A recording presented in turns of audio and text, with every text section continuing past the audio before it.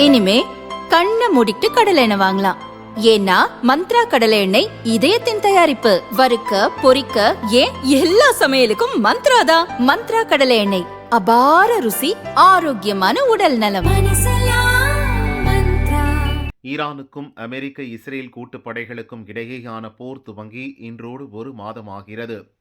ஈரானுடன் பேச்சுவார்த்தை நடைபெற்று வருவதால் 10 நாட்களுக்கு தற்காலிகமாக போர் நிறுத்தம் செய்யப்பட்டுள்ளதாக அமெரிக்க அதிபர் ட்ரம்ப் கூறி வருகிறார்.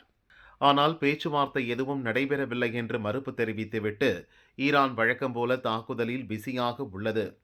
போர் காரணமாக மூடப்பட்ட ஹார்முஸ் ஜலசந்தியை திறக்க ஈரானை ட்ரம்ப் வலியுறுத்தி வருகிறார். இந்நிலையில் அமெரிக்காவின் புளோரிடா மாகாணத்தில் நடந்த மாநாட்டில் அதிபர் ட்ரம்ப் உரையாற்றினார். அப்போது ட்ரம்ப் ஜலசந்தியை ஈரான் திறக்க வேண்டும் என்று கூறிவிட்டு சிரித்தார். மன்னிக்க வேண்டும், நான் ஹார்முஸ் ஜலசந்தியை தான் சொன்னேன் என்றார். ட்ரம்ப் தவறுதலாக கூறிவிட்டார் என பொய்யான செய்தி வெளிவரும். ஆனால் நான் தவறுதலாக எதுவும் கூறவில்லை எனவும் ட்ரம்ப் தெரிவித்தார். ட்ரம்பின் இந்த பேச்சு சர்வதேச அரங்கில் பரபரப்பை ஏற்படுத்தியுள்ளது.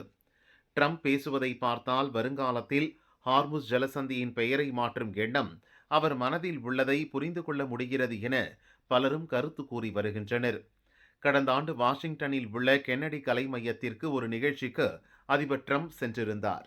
அப்போதும் இதே போலத்தான் ட்ரம்ப் கென்னடி சென்டர் என்று தவறுதலாக கூறுவதைப் போல கூறினார்.